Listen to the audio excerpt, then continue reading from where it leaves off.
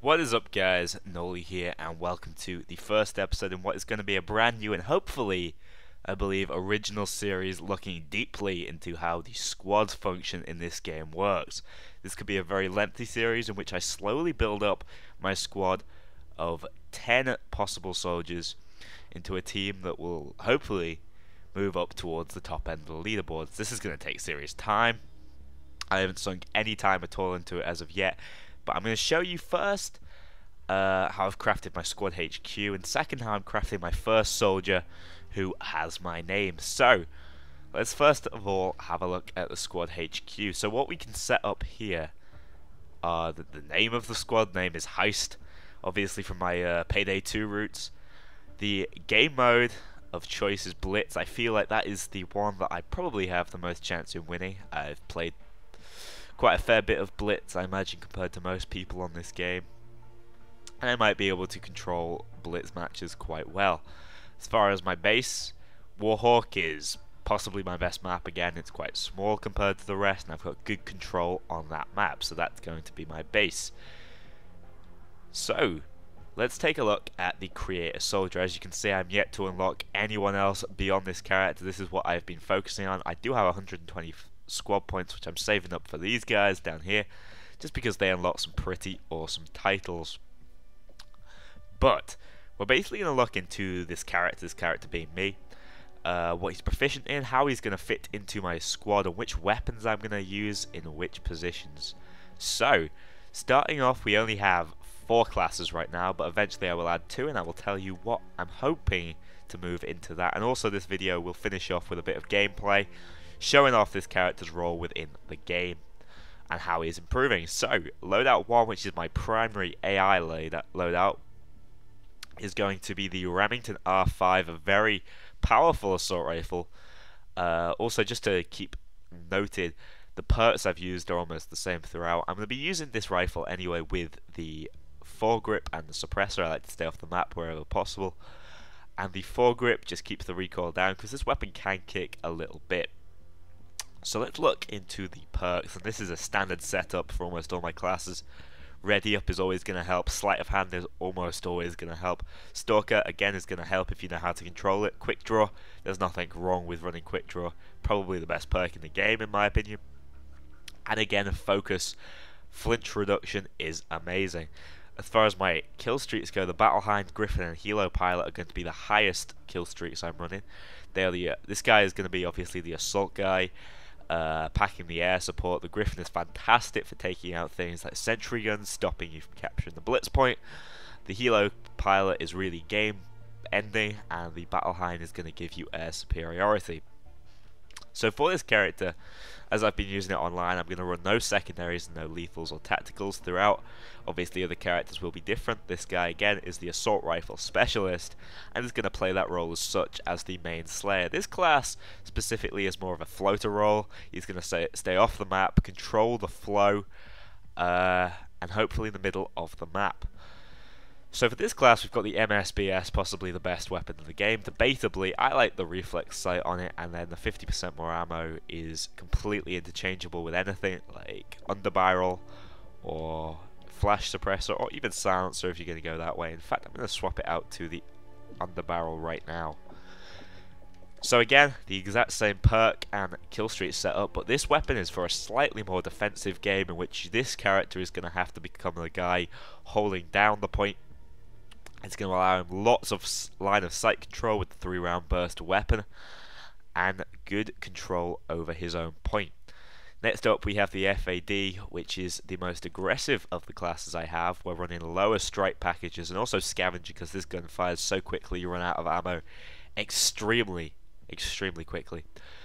So this weapon, sorry if you see those Xbox pop-ups, I don't normally turn that off. I'm going to use the foregrip and the suppressor just to keep that recoil down, keep myself as accurate as possible. But this weapon is more of a covert and aggressive style of play. We're going to be trying to cap points with this one. If it's towards the end of the game, and I evidently need that, it's going to win lots of gunfights, but also keep me off the radar and hopefully behind the enemy lines. These kill streaks are quite good. The dog is quite interchangeable. Satcom, worth running. You're going to want a few of them on your team. and the sentry gun is great for holding down positions. Finally, we have the most sort of powerful of the classes, the one that's going to give you the most map control, really take charge of the ebb and flow in the game, and it's a defensive class of the LSAT with the foregrip and the suppressor. Rapid fire also works quite well. So this class, again, same perk setup, same kill streaks. You're going to have no problem getting these kill streaks. Staying off the map is always worth it, in my opinion. As you can see, all but one of them running the suppressor. This is the second one that I would possibly advise you swap it up. The LSAT does take a fair damage reduction from running the suppressor, but I like it anyway. This is going to be sightline control and mid-map control. So that is the purpose of this class, giving your team a real presence. Now for these two loadouts over the next few days, I'm going to be working up to hopefully getting an MTAR class, more of a rushing SMG, but also a rifle class, and also the AK-12, I believe it's called. Yeah, the AK-12 for a very versatile option in the assault category, again for mid control and defense.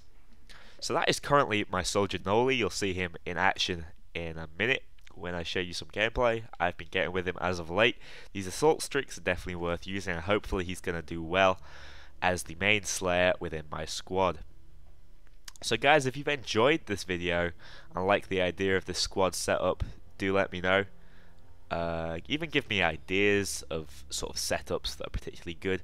I need a 6-man team for most game modes and a 4-man team for more of a tactical game mode, and then we'll be going into doing some squad play. So for the next few weeks, we're probably going to be talking through our soldiers, how they're going to work, and then we'll move on and try and rank up the leaderboards. That's a lot for watching, guys, and I will see you later. So, at this stage in the gameplay, I have just noticed, having obtained my Griffin as a 10-point streak, that a teammate died very close to me. I go over to try and find what the issue is. I shoot the guy, but unfortunately the hit detection on that ends up blowing me up as well, losing my Griffin, but allowing me an easy kill on this guy to take me 1 kill away from the Healy.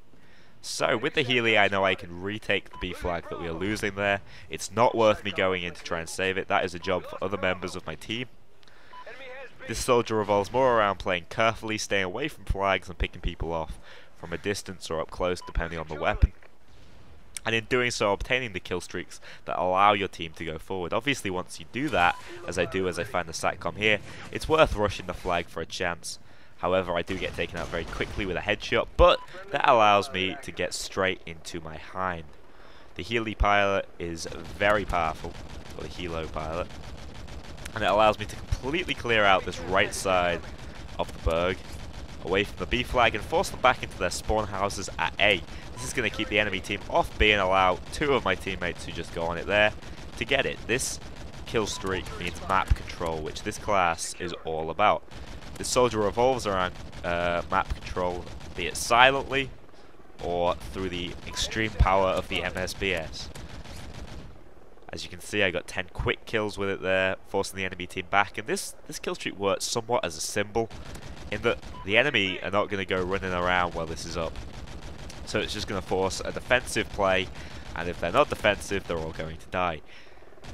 So this soldier revolves mainly around staying alive and obtaining these big assault streaks, and when they do, wreaking havoc and obtaining all the flags or grabbing as many blitz points as possible. So in this piece of gameplay, we are playing the freefall map on Cranked. I am behind, but using my LSAT here. Our team is being completely dominated, but as you can see, I quickly obtain 4 kills, I should say, with my assault rifle and LSAT. The assault rifle is the Honey Badger I just picked up, bringing the kill count up to 5 there, then 6, then 7, then 8, and then finally finishing it off with a 9th kill to end the clip. I get shot from behind, but that shows the real power of this soldier and the potential, allowing me to immediately get my battle hind up into the air and possibly bring back a victory for this team.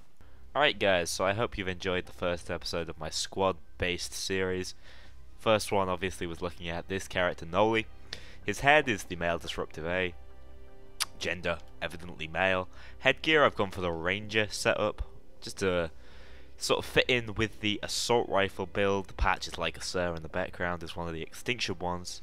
But that's not important, guys. I just hope you've enjoyed, and if you have and like this idea, as I said earlier, let me know. And coming up tomorrow, we'll be looking deeper into what I do with my next class, see where that goes, and how maybe running an SMG on this class may be viable, and where the rest of the squad is, because I'm going to need to buy some new members very soon.